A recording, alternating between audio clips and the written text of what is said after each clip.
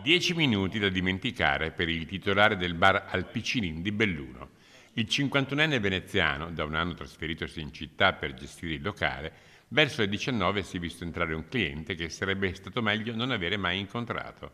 Un episodio però su cui si è fatto troppo clamore. Io cioè la persona che è venuta qua l'ho solo disarmata, nel senso ho salvato l'incasso. Una volta disarmato e sono uscito da questo vincolo qua, che sono uscito e ho chiamato il 113. La persona è rimasta qua dentro 4-5 minuti da sola perché io ero in attesa delle forze dell'ordine. Era un italiano, era uno straniero, parlava in maniera corretta. Italianissimo, Veneto puro. Disarmato l'uomo e chiamate le forze dell'ordine, il malvivente è riuscito però a darsi alla fuga. Lui dopo si è dileguato verso la stazione e si pensava che avesse preso un treno direzione verso Venezia e invece non è stato così, è rimasto qua ancora per un po'. L'hanno preso?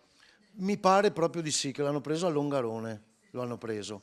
Mi sembra quello che mi hanno detto i carabinieri. L'individuo è del 78 e in effetti è stato arrestato dai carabinieri. Dopo Belluno ha tentato un'analoga aggressione a Castellavazzo, impossessandosi di una birra e di un pacchetto di sigarette ai danni di una barista. Veniva pertanto deferito alla Procura della Repubblica presso il Tribunale di Belluno per i reati di rapina e danneggiamento, essendosela anche presa, dando in escandescenze, con la stanza dove lo avevano portato gli stessi carabinieri, danneggiandone una parete.